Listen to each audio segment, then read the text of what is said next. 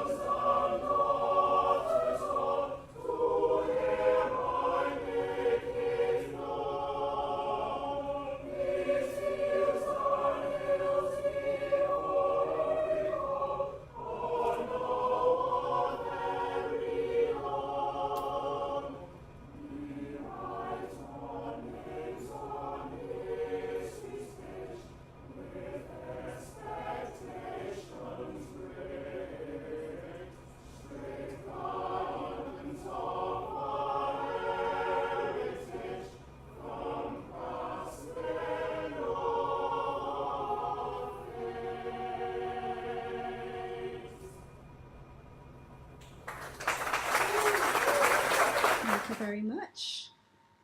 Can you please remain standing at this time? Professor Bain will invoke the presence of the Lord with us and to cover the evening proceedings.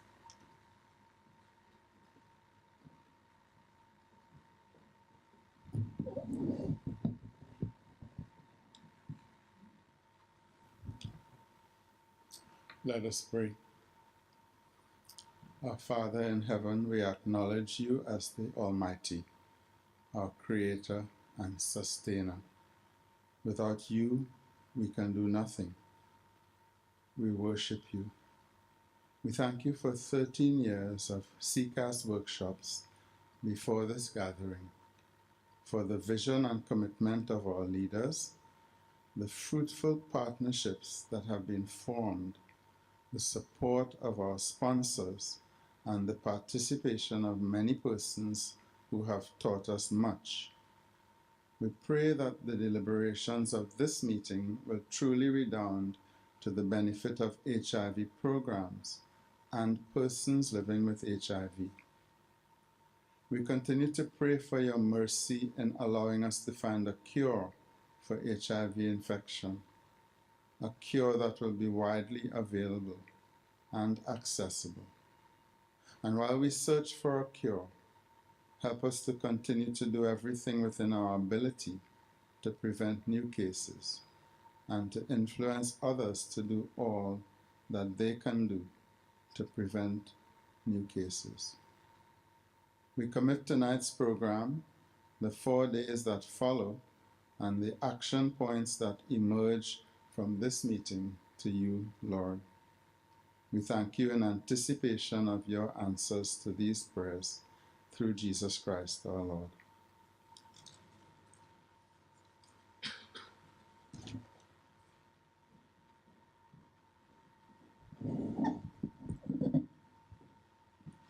Thank you, Professor Bain. And you may have a seat and applaud the wonderful, wonderful, wonderful young men of Barbados.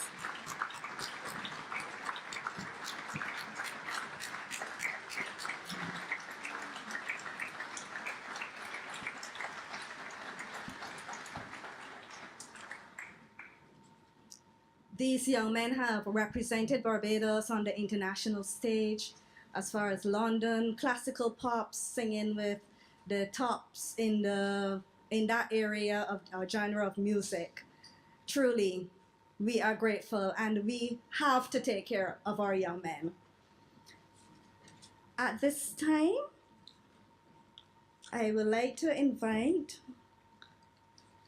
Professor Clive Landis to bring us words of welcome.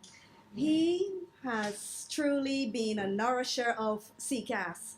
Speaking with his predecessor, he is now recognized as now raising a teenager because CCAS is no longer a baby, it's now a teen. So Professor Landis will offer words of welcome to the meeting.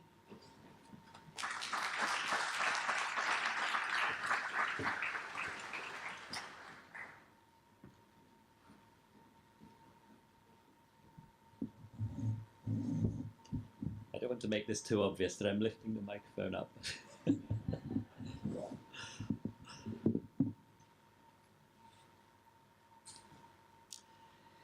It gives me great pleasure to welcome everyone, faculty, delegates, distinguished guests, partners, sponsors, and members of the media, and the St. Leonard's Boys Choir, which is sitting up watching us, to the Expert Summit, From Care to Cure, Shifting the HIV Paradigm. And that paradigm has certainly shifted. We are at a defining point in the HIV epidemic because we have a functional cure. The problem is we cannot reach people who are infected with HIV to place them on treatment. Here in this room, we all have a spring in our step. That is because we know that we're on the brink of being able to eliminate the HIV epidemic. But do you think that outside of this room, the public feels the same way? Do they feel optimistic? We have to be honest with ourselves. There is a yawning gap between what we, the HIV experts, know and what the public knows. It is just not possible for the public to make rational decisions in an information vacuum. Fundamentally, the public is still terrified of this disease and see it as a death sentence. We have to challenge such misconceptions and address the rational concerns among the public. Why should I know my status? What's the point of getting tested if I will just be handed a death sentence? And the fear in my heart is also driving the stigmatizing attitudes towards persons infected with HIV of whom I am afraid. We can and we must turn these attitudes around.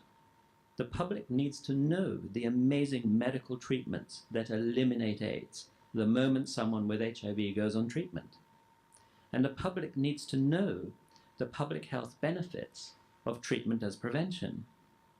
What if we could harness the support of the public to create an environment in which people feel comfortable to be tested and feel supported while accessing care? That is the point of this expert summit.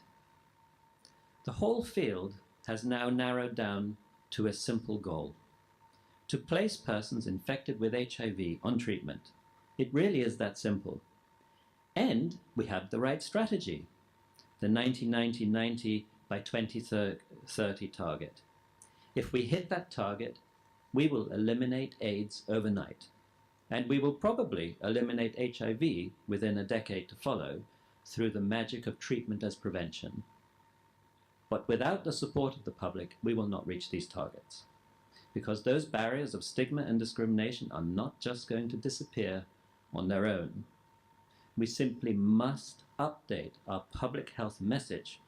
We must make it more optimistic, more relevant, and less obtuse. This 90-90-90 target, it all sounds a bit technical. And what's all this business about? Undetectable virus and virological suppression. Colleagues, we cannot finesse our way out of this. We must explain clearly and explicitly that placing patients on care and suppressing virus in their body means that they can no longer transmit the virus sexually. I saw this stated openly for the first time in Holland this year on a t-shirt worn at the Trivi Symposium, emblazoned with U equals U. Undetectable equals uninfectious. Now that is a message I can buy into. Who wouldn't want uninfectious? So we have a choice. We either change our message and explain how treatment as prevention works and why it is so important to reach the 90-90-90 target, or we just accept the status quo where fear and stigma rule our hearts and minds, preventing persons from wanting to know their status and blocking them from having the confidence to access the available care. So I urge the attendees at this expert summit, be brave and be bold and be clear in what you are saying. I am convinced that we can recast the public health message and that given accurate and clear information, attitudes can be completely turned around, so that the public can become our greatest ally and that together we can defeat the HIV epidemic. Test, treat, defeat. Test, treat, defeat. That's my pitch for a new public health message.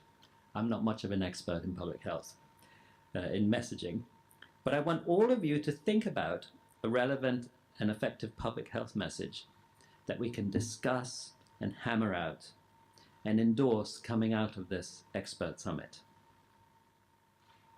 Welcome again, and I, for one, am looking forward to these next 4 days. Thank you.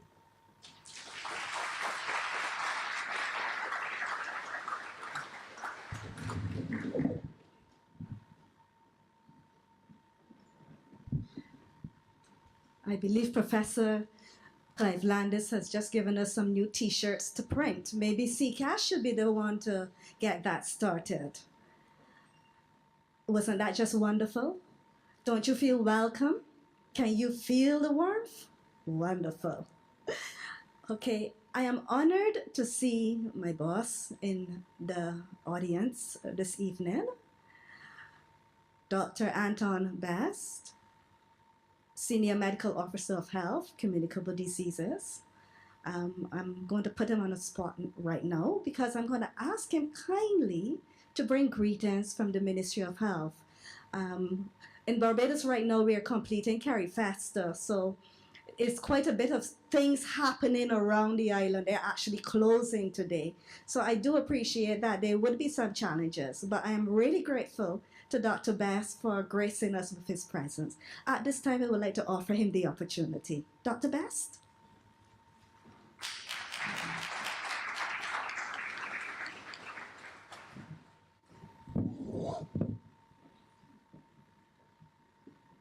Good evening, everyone. It's indeed an honor and a pleasure to be here. And this is Vera truly putting me on the spot because I had no idea that I was going to be making any remarks on behalf of the Ministry of Health this afternoon.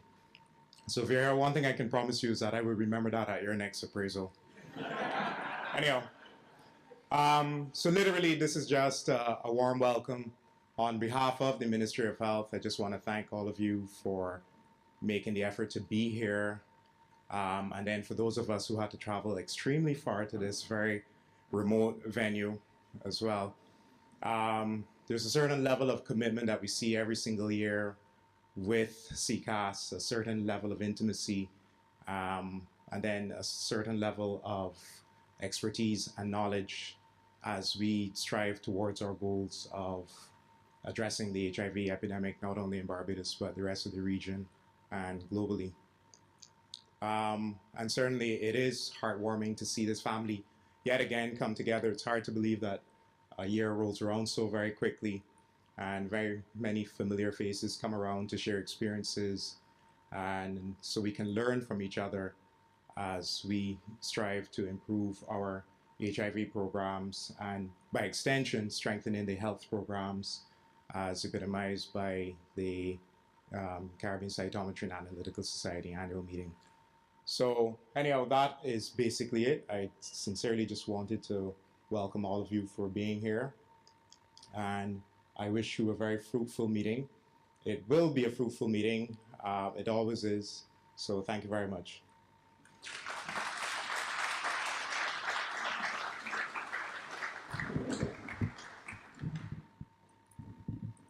Thank you, Dr. Bass, for those warm words. I know they were from your heart because I know that you are passionate about what we do in this room. And I'm really grateful that you took the journey to come with us today.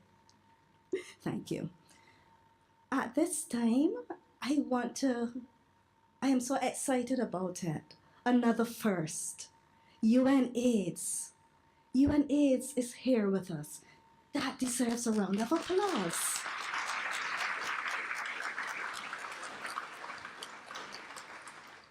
And at this time, I would like to invite Cesar Antonio Nunez, Director, Regional Support Team for Latin America, to also bring greetings.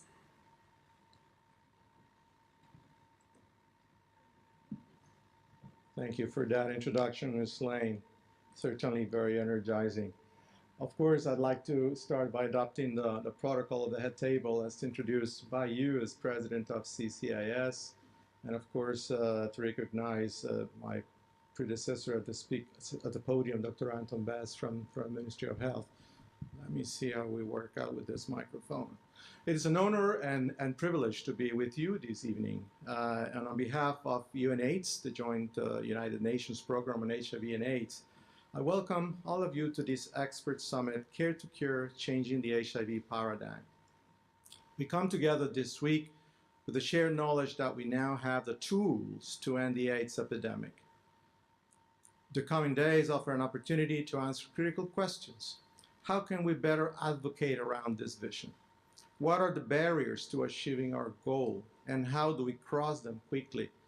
I think that Dr. Landis has already challenged us to think about that in his words. I'd definitely like to congratulate precisely the chairman of the Caribbean Cytometry and Analytical Society, Professor Clive Landis, and his team for their leadership in furthering this conversation.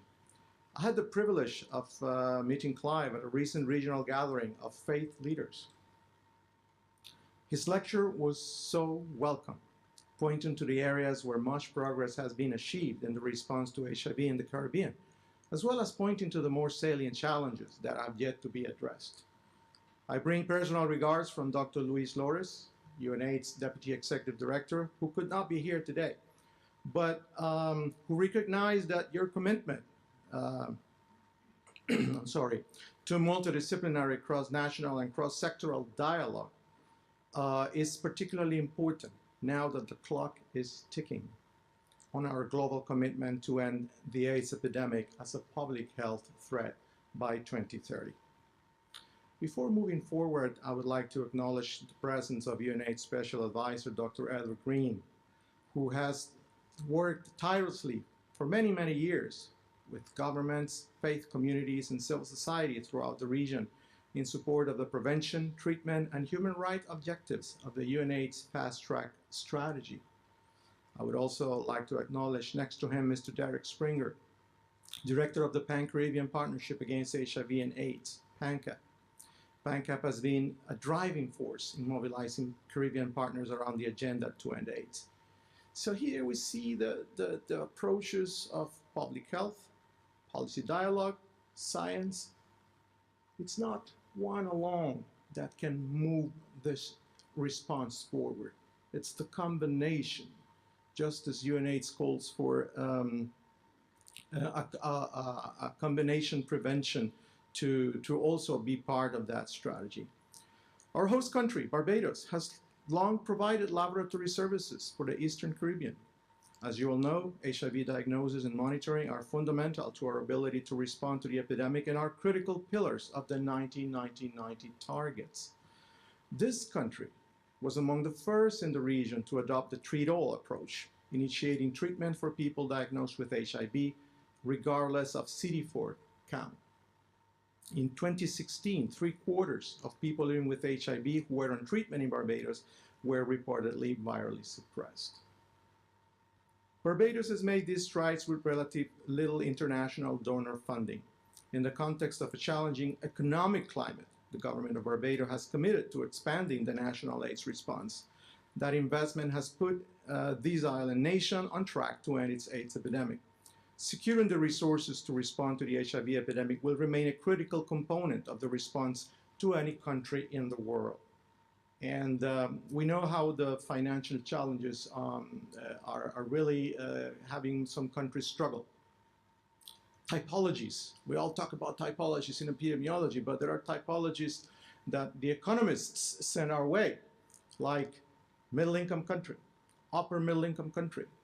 Some of the funders or foundations are addressing the request for support based on that typology.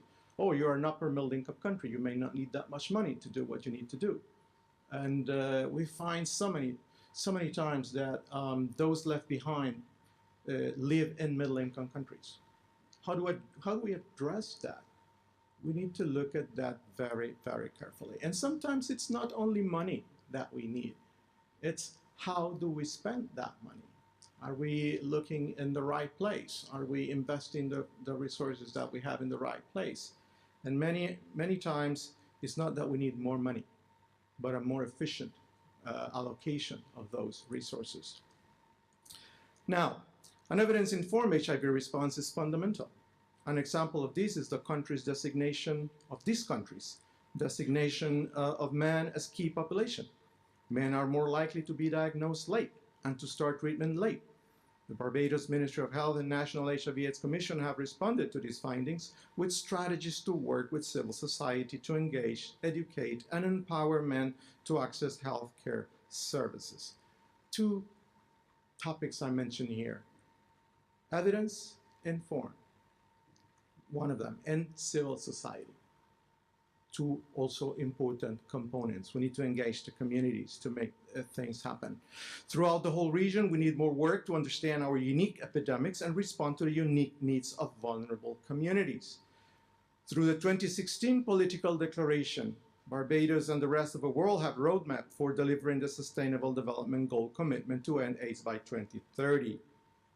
We now know that diagnosing and treating people early and lowering the level of the virus in their blood to undetectable levels dramatically reduces HIV transmission. We all know that our countries came to the General Assembly and presented their, great card on the MDGs. Many of us probably spend half or more of our professional lives working under the MDGs, and we know that AIDS was part of the unfinished agenda. Now we have 19 objectives towards 2030, and HIV is subsumed in number 3.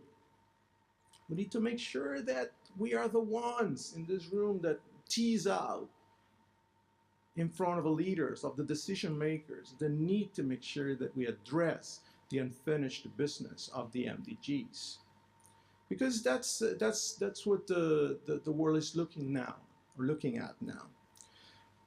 The Community of Nations, again, has agreed to adopt the fast-track strategy that involves increasing prevention, testing, and treatment services while working to eliminate stigma and discrimination. Stigma and discrimination, the third component that we do not always talk about. Yes, 1990 treatment, it's something we talk about frequently, and combination prevention, of course, but stigma and discrimination remains in this region, Latin America and the Caribbean, a challenge. We still see the extreme of stigma and discrimination through hate crimes in many countries. You may recall that a few weeks ago in July in Paris, UNAIDS launched, just prior to the IAS conference, launched the 2017 Global AIDS Update, which shares the latest country and regional HIV data. This new report shows that for the first time, the scales have tipped. More than half of all people live with HIV in the world, 53%, now have access to HIV treatment, and AIDS-related deaths have almost halved since 2005. When I was listening to you talking about the people outside of this room, I recall, through the interviews that they asked us to give, or through other decision makers, when we were saying, oh, we are now above 50%. And people like, until now?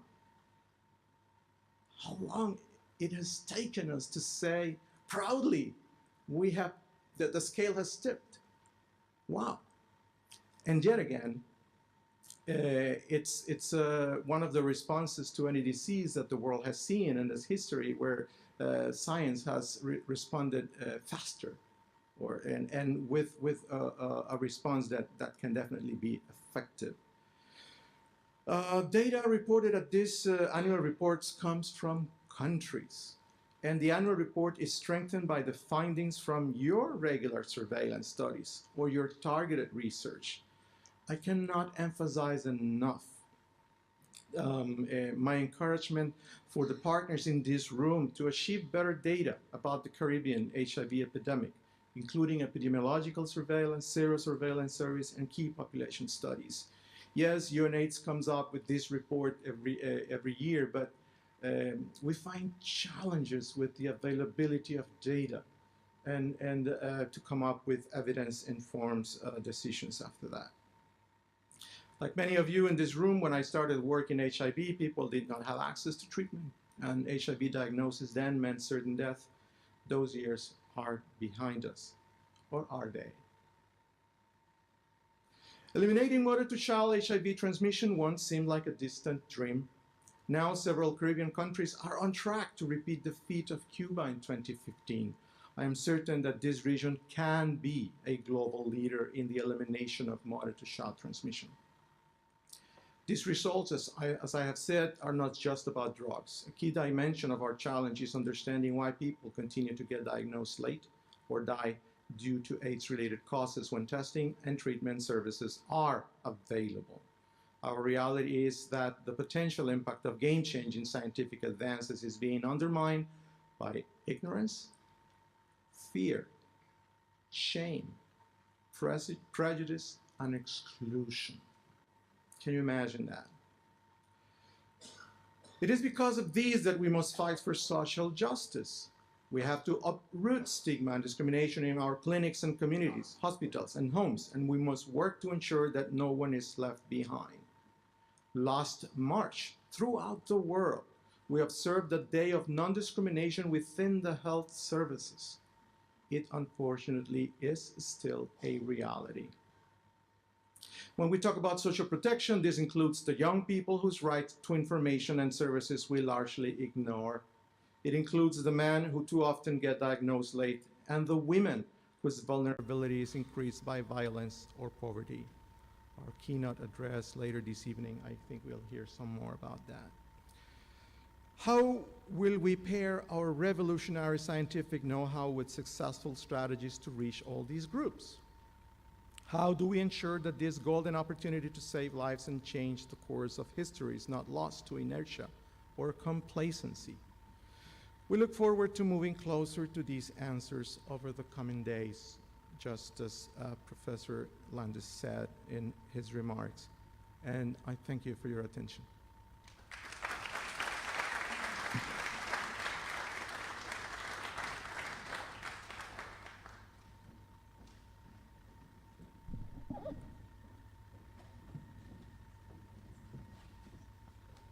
Thank you, Dr. Nunez, for bringing to the forefront some of the serious challenges that the Caribbean and Latin America do face. More science, less fear, more collaboration, more reaching out to those who are affected and infected. That is what we need to do, and we will make it an action plan. We will take the challenge forward from this room to each one of the islands. And hopefully, we will also get you more data to improve the quality of your reports. Thank you, Dr. Nunez.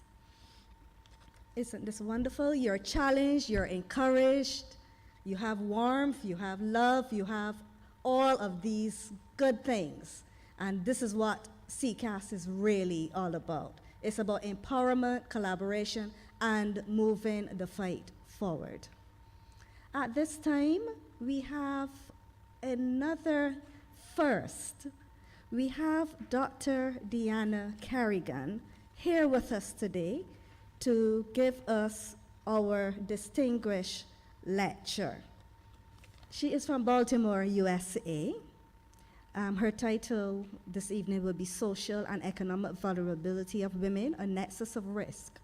Dr. Deanna Carrigan is an Associate Professor of Health, Behavior, and Society at the Johns Hopkins Bloomberg School of Public Health, whose research focuses on the social and structural factors affecting the health and well-being of undeserved populations. Much of her work over the past 2 decades has focused on developing and evaluating effective HIV prevention interventions among marginalized population groups in Latin America and the Caribbean, including female sex workers. Dr. Carrigan is the co-director of the Prevention Core of the Johns Hopkins University Center of AIDS Research. CCAS family, I would like you to give Dr. Carrigan a warm welcome as she comes to share with us.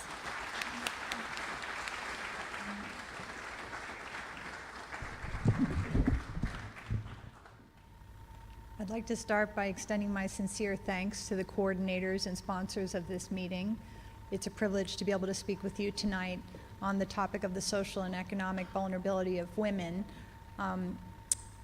Really what I'd like to do tonight is start by giving a brief overview of some of the global burden of disease and transmission dynamics related to HIV globally and in the region. And then I'd like to spend really the majority of my time telling you a story about the collaborative work that I've had a privilege to be a part of here in the Caribbean, specifically in the Dominican Republic, and talk to you about a case study of an intervention model which we call Abriendo Puertas, or opening doors. So first I'd like to start by reminding us all of the significant impact that the HIV epidemic has taken globally over the years. And as you can see here, over the course of the epidemic, there's been more than 71 million people who have been infected with HIV, and 34 million people have died. Today, there are currently 36.9 million living with the virus, and the majority of those are in sub-Saharan Africa, about 71%. In terms of global epidemic trends, we see that since 2010, about 2 million people are still being infected annually with HIV. And there's been no significant decline in the rate of new infections since that time. Of course, we've seen important and positive declines in AIDS-related mortality since 2005, approximately 45%, given important advances in ART access across regions. However, in 2015 alone, we saw 1.1 million AIDS-related deaths, signifying that we still have tremendous work to do, whereas less than half of those in need of treatment globally are receiving it. If we focus in on the Caribbean, we see that the region has the highest HIV prevalence outside of the sub-Saharan African region. And while subgroups such as men who have sex with men and drug users are certainly at heightened risk, heterosexual transmission continues to be the primary mode of transmission in the region.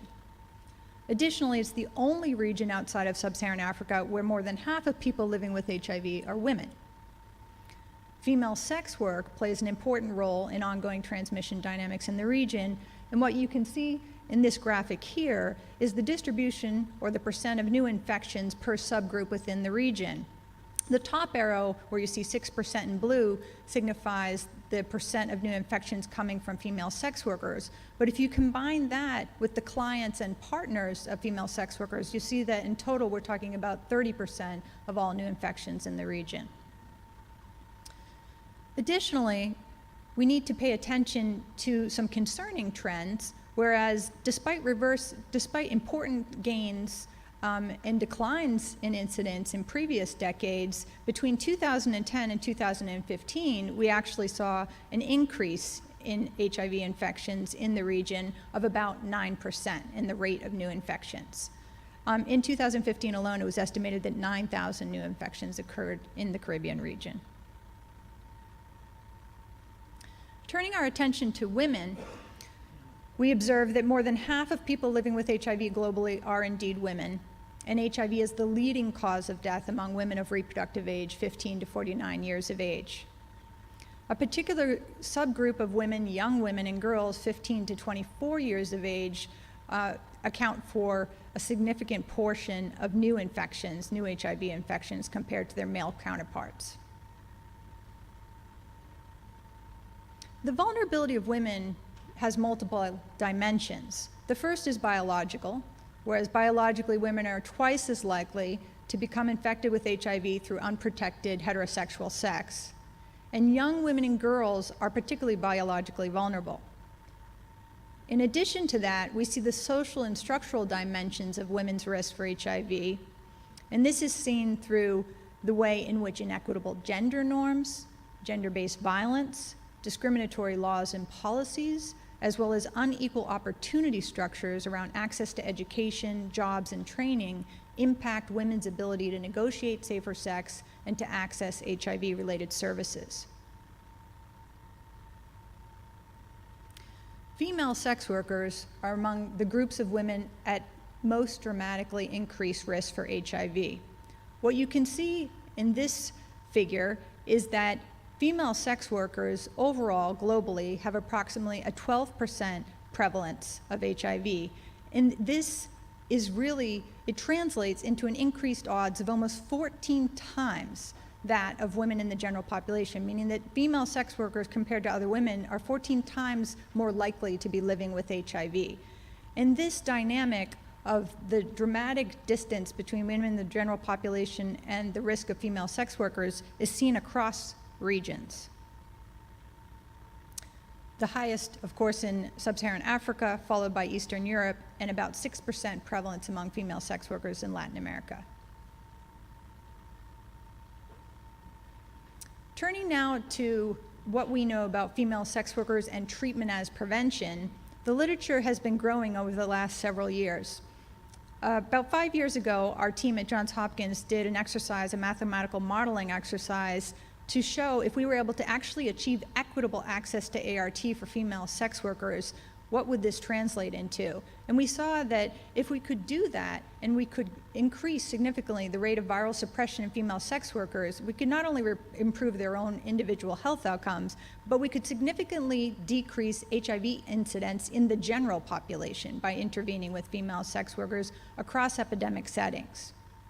However, in reality, sex workers have significantly lower access to ART and lower adherence to ART than other women due to structural factors such as stigma, discrimination, violence, drug use, and financial insecurity.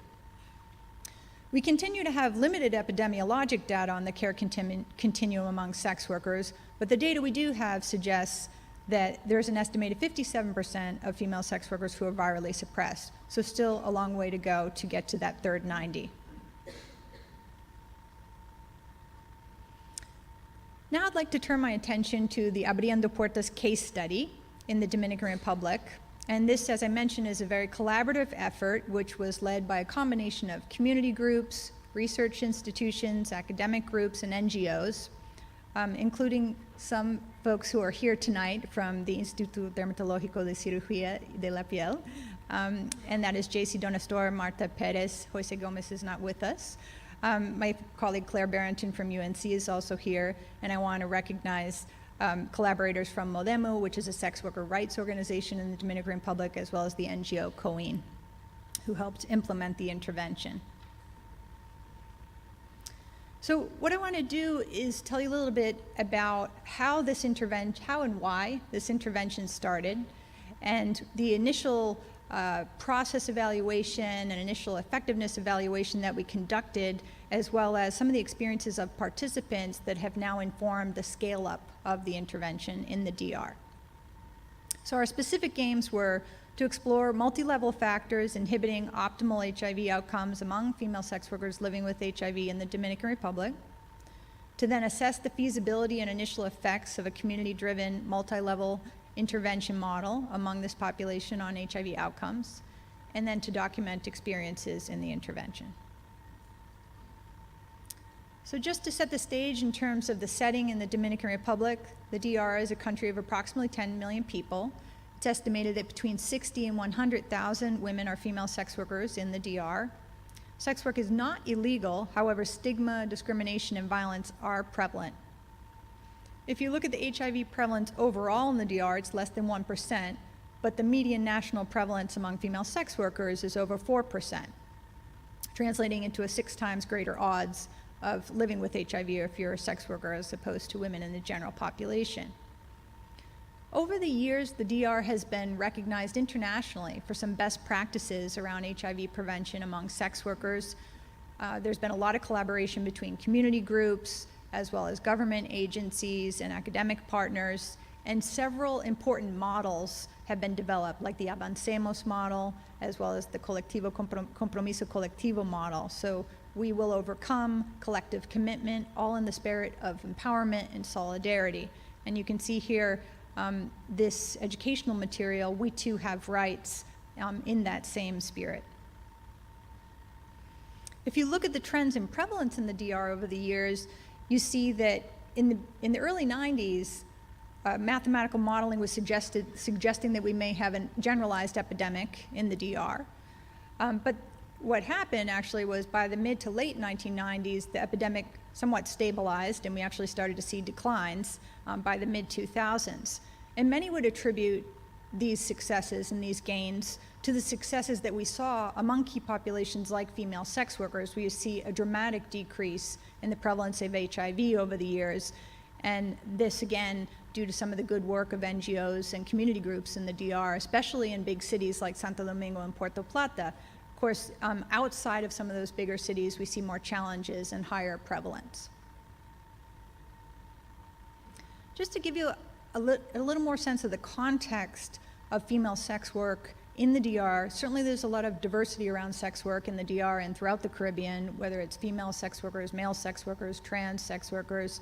But some of the things that you do see in common is the need and the desire to have a livelihood that can support people as individuals as well as families. And particularly in the case of women, you see that the majority of women in the DR have children, they are mothers, and they're working hard to support those children, provide them with education, food, clothing, etc.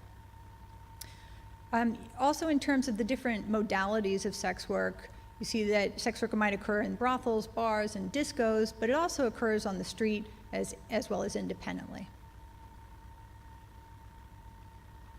So around 2011, building on some of the prior work that was conducted in the DR and these models of really kind of grassroots, community-driven responses, we wanted to see what was the next step, where were the gaps? And at this time, certainly the frame of treatment of prevention was coming on the radar, and we knew that while a lot of important work had been done, we hadn't really paid much attention to the needs of female sex workers living with HIV.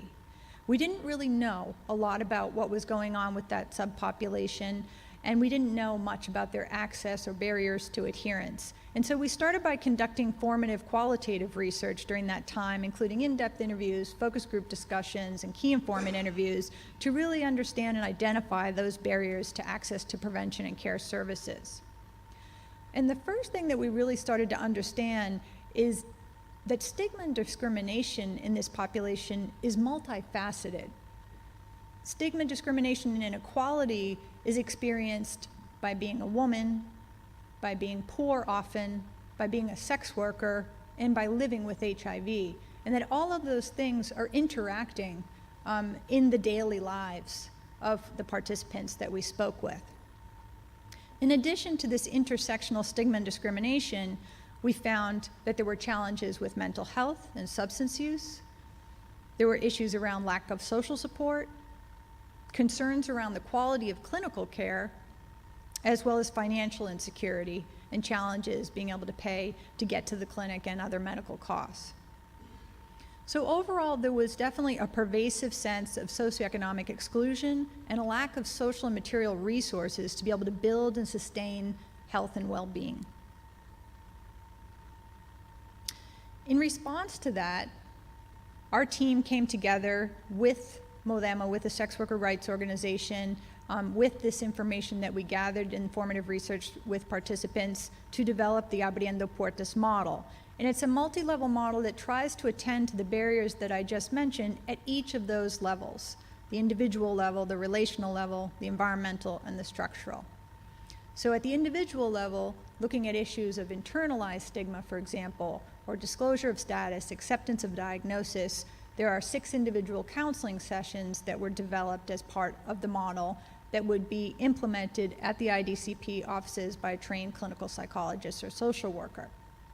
At the relational level, we then developed a system of navegadoras, or peer navigators, where other sex workers could provide support and actually facilitate access to care so that sex workers living with HIV weren't having that door closed when they got to the clinic. They weren't accepting when there were discriminatory statements or policies in place in the clinic. Instead, the navigators would help open that door for them and provide them with support that they needed to access care. They also made home visits and provided them with other forms of support as needed. At that environmental level, we trained clinical care providers in terms of sensitivity training and competencies and understanding the needs of female sex workers as a unique population, trained 40 providers. And then at that structural level, we tried to attend to something that the female sex workers would call financial insecurity. So it wasn't about just having a job, it was about how to manage money, and it was about making sure that they had diverse forms of income, for example, so they were interested in income generating activities.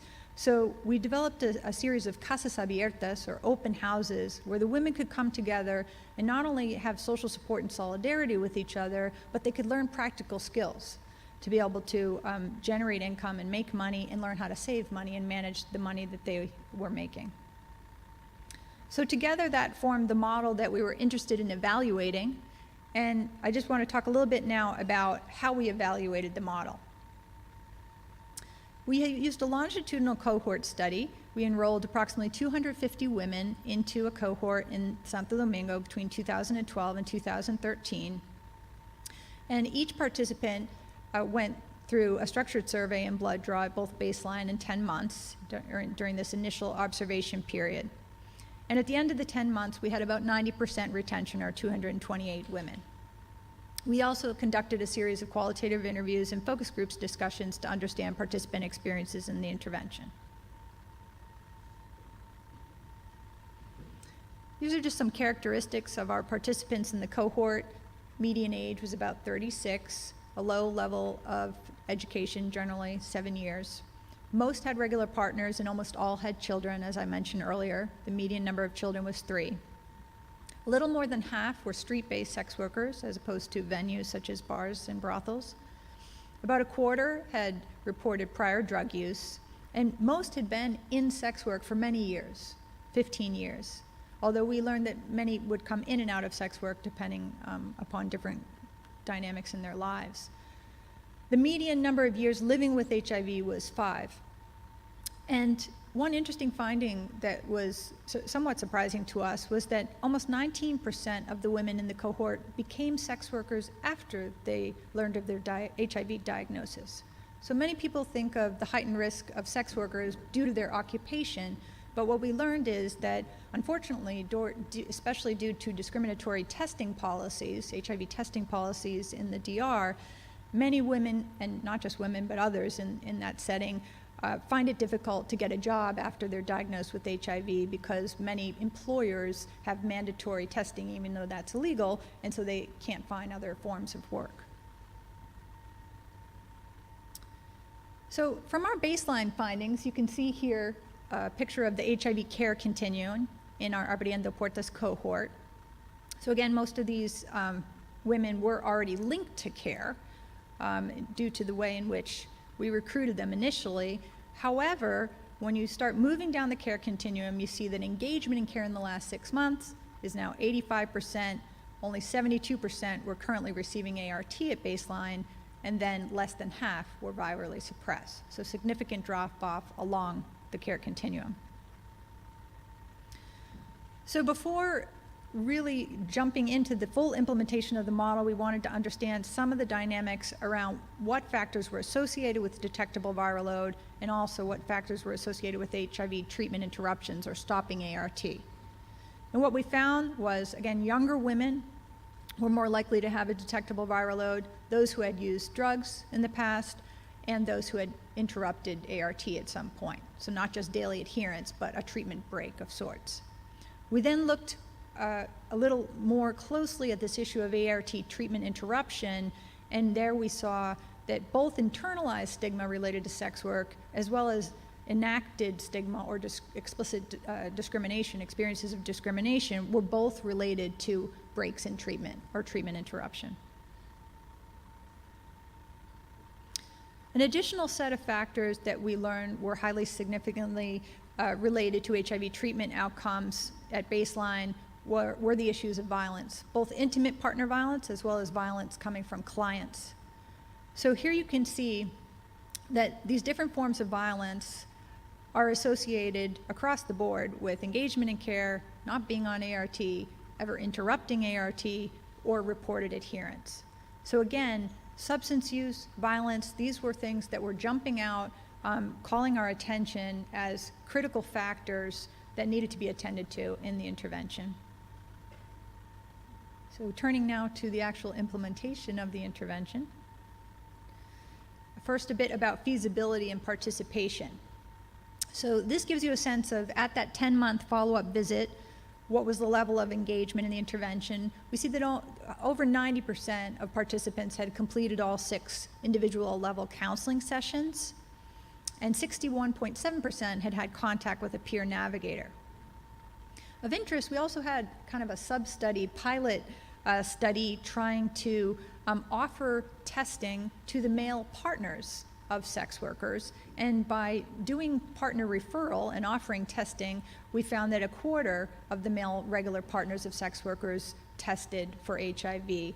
So that's for future studies, but here was just a bit of a pilot.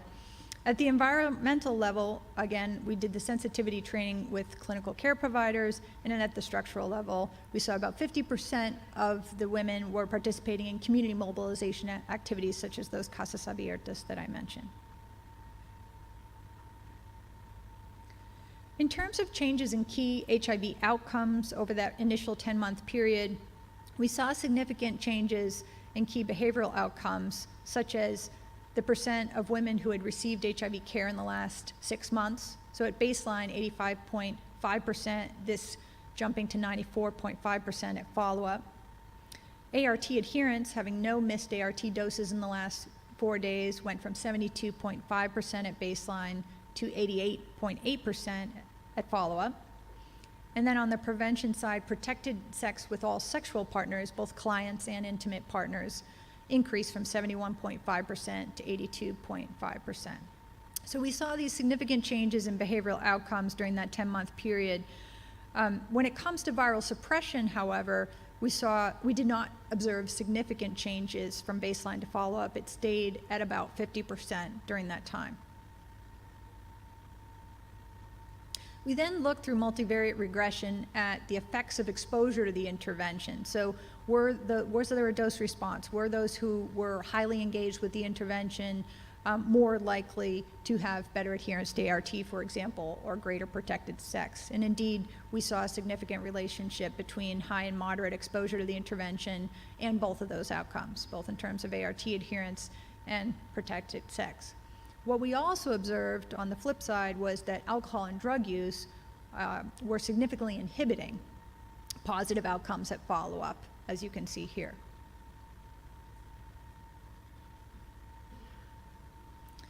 As I mentioned, in addition to the quantitative surveys, we also did qualitative work over the course of the intervention to really understand what was the experience of the women in the cohort with Abriendo Puertas. And I think one of the main themes that really jumped out was the theme of the power of solidarity to break down stigma and discrimination. So as this participant states, why would they be interested in a prostitute living with HIV? I used to feel that I was insignificant. However, I got a very good psychologist. When I came to see her, she gave me support. She energized me. And here at Modemo, I participated in the Casas Abiertas, and I learned to decorate sandals and make hair products and candles. And I thought to myself, but if I'm doing all of this, why can't I move forward? I came here and they changed my life because I was so depressed, I felt dirty, I felt isolated. So it just really speaks to the power of connection and the power of solidarity to break down some of these internalized experiences of stigma, as well as really to change some of the practical dynamics of people's lives when it comes to social and economic exclusion.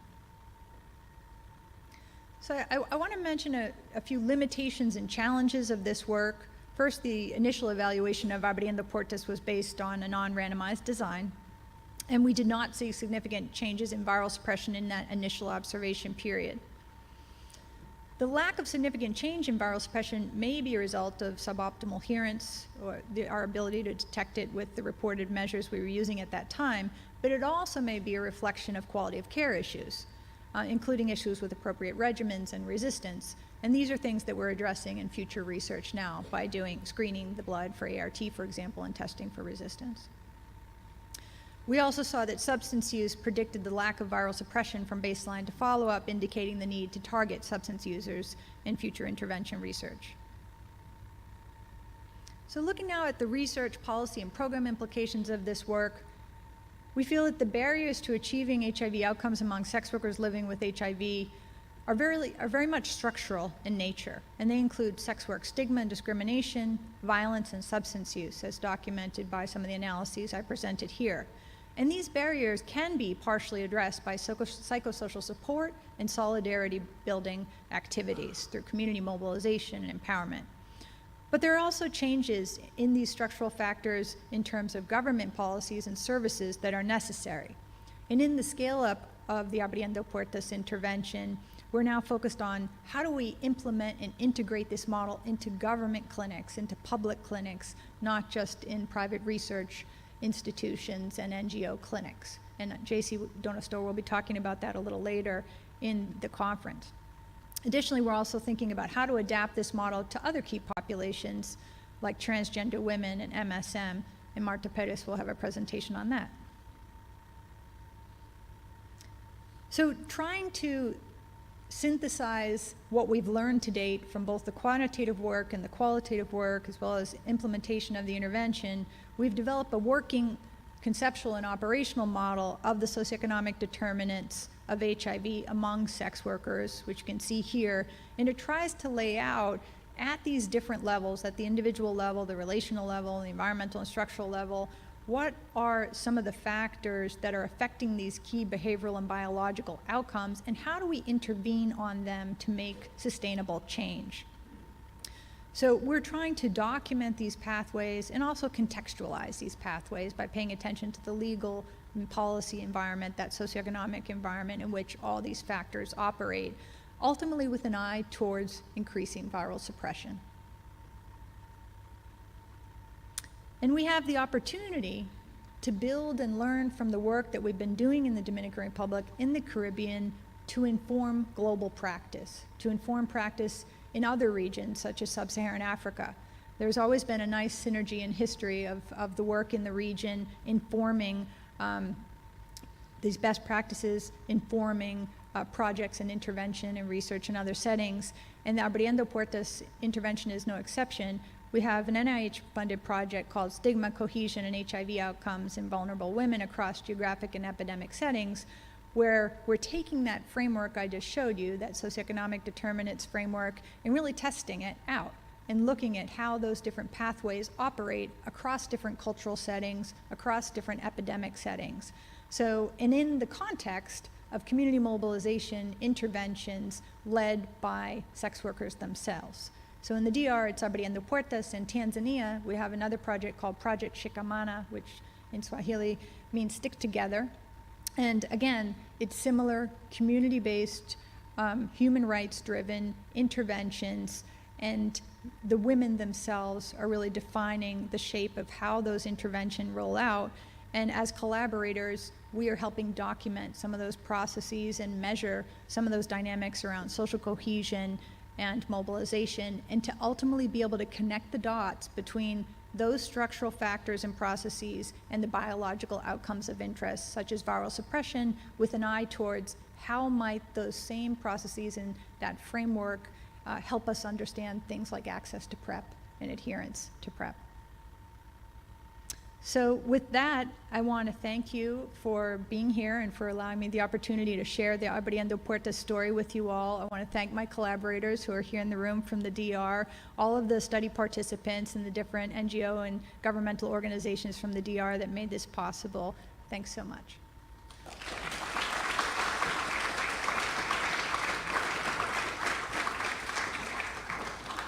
You were just given much food for thought. Throughout the conference, I hope that as you were challenged, that you will keep those thoughts and share them during our question and answer sessions during the week. I know that there are many. At this time, I want to recognize the 16 persons who have formed our experts over the last years. And I'm going to invite Melissa and Lourdes to come up, as well as Professor Clive Landis.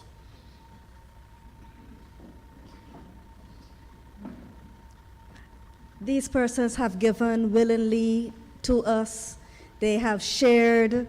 They have not refused. In every way, they have been a part of the CCAS life. These are the ladies and gentlemen that have truly given, and we can never ever repay them. On behalf of the organizing committee, please stand and give them a round of applause.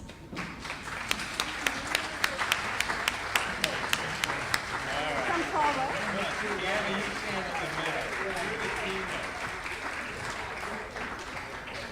Come forward.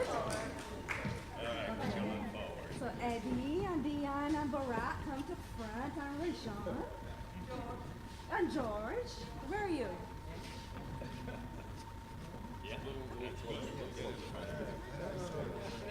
Oh, all right, that's some more on I think. I'm seeing everybody? Yeah.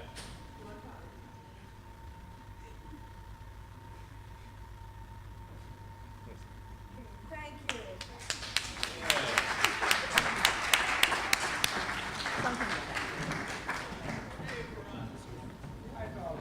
So as soon as we're settled, Ms. Wilson will move the vote of thanks. So it's my honor this evening to make the vote of thanks at this lovely function to start this landmark CCAS summit. And first, before they leave, I hope I can say thank you to the young men, the choir, who so beautifully sang the national anthem. I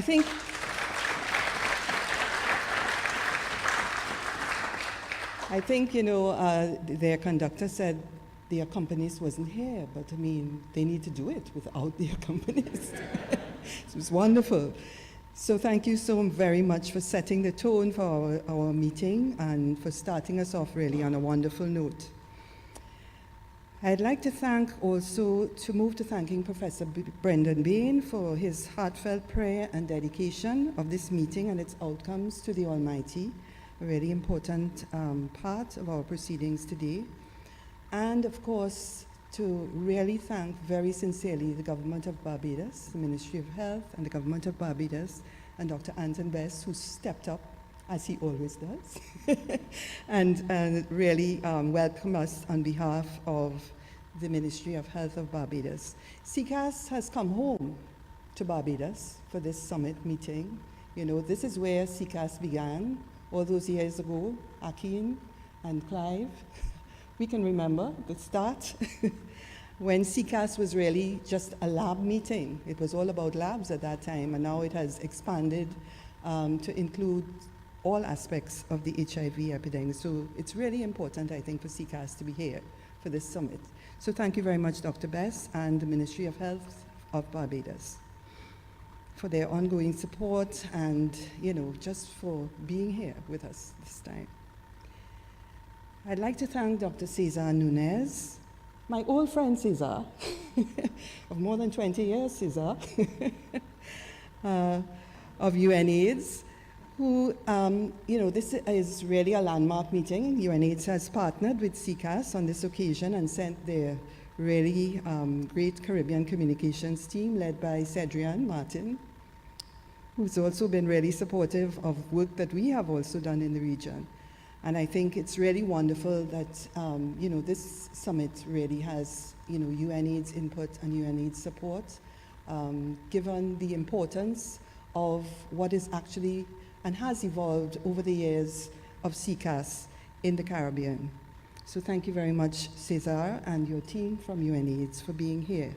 And I think really, you have really made a call to all of the countries who are here to really put that data forward to ensure that we really know what's happening with our epidemics in the region.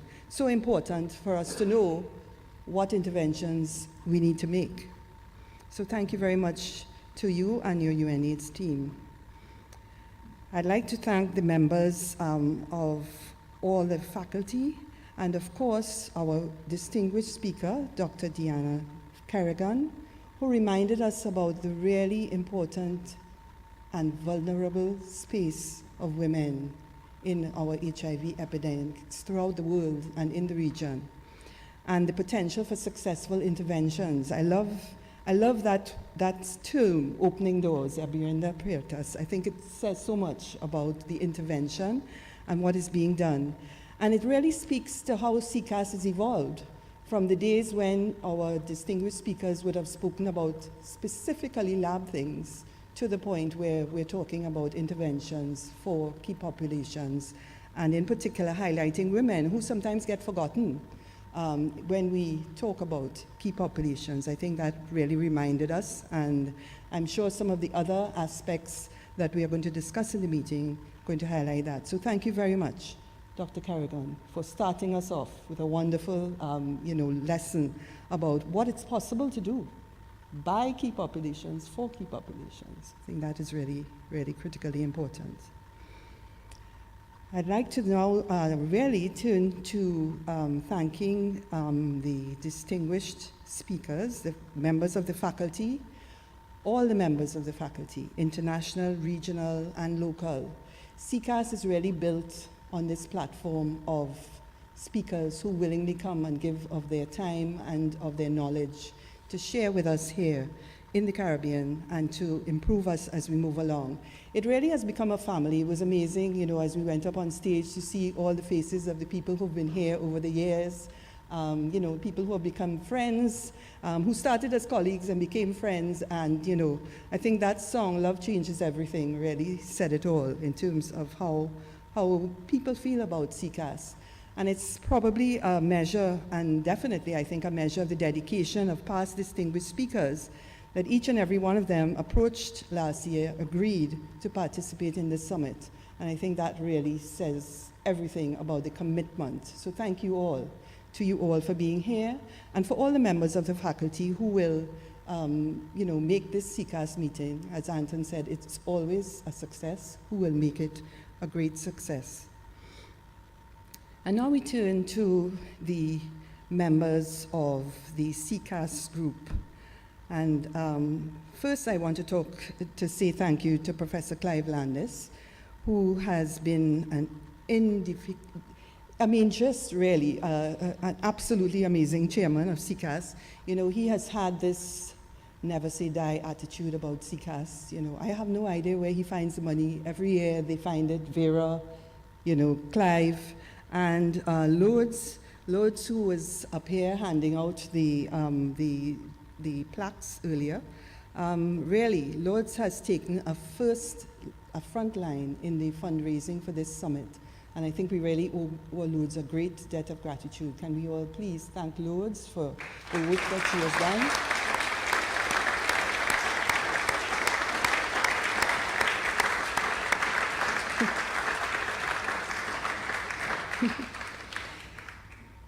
She also decorated and had Roland's help in decorating the location.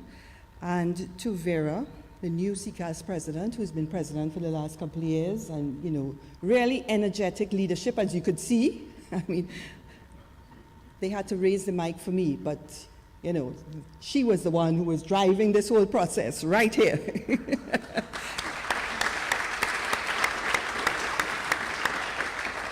So thank you so much, Vera, from all of us who participate in CCAS, for willingly assuming the mantle of leadership of CCAS as president, and for ably emceeing today's program, and for all your efforts as well at fundraising throughout the year. I know that the CCAS team has really been driving this process throughout the year to ensure that this meeting could actually happen.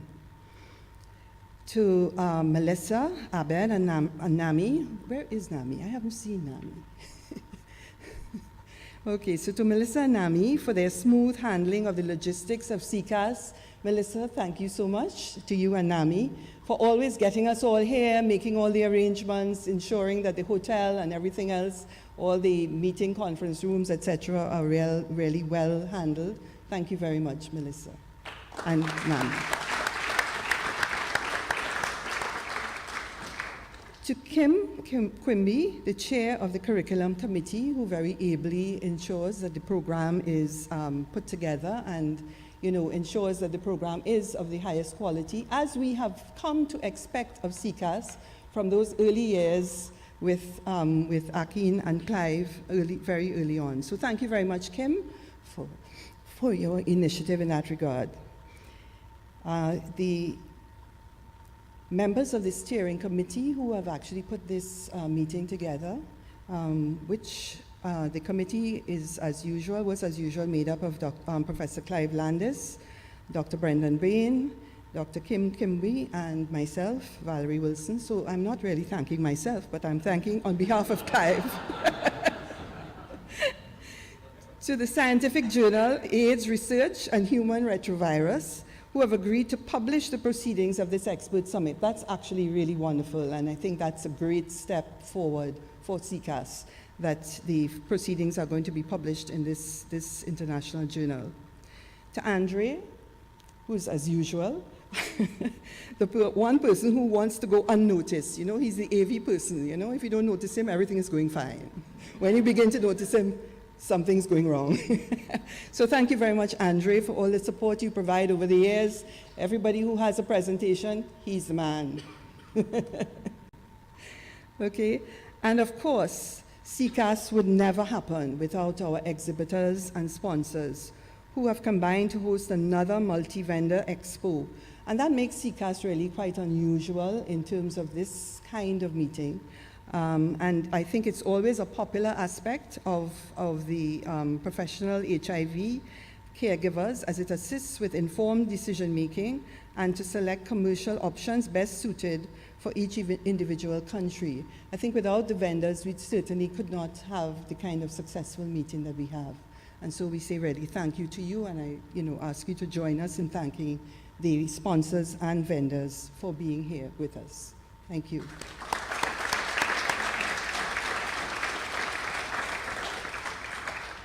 And of course, our final thank you goes to you, the participants, who have come from near and far. Some have traveled 24 hours and more to be here. Poor Akin arrived without his suitcase. Yes. And, you know, so people have come from really long distances to be part of this summit. And we are really looking forward to your full participation. It's welcome here to the CCAS family. For those who've been here before, welcome back. And for those who've come for the first time, welcome into the family. We look forward to a wonderful symposium, a wonderful summit. As you can see, we have lots of amazing stuff for you, lots of amazing talks, presentations, discussions that are going to happen throughout this meeting. So thank you all very much for being here. And with that, I end my vote of thanks.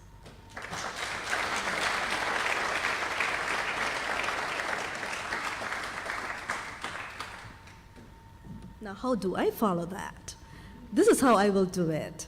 I will now invite you to have dinner with us. Is that a good follow-up? I think so. So, on behalf of the organizing committee, we thank you. Dinner.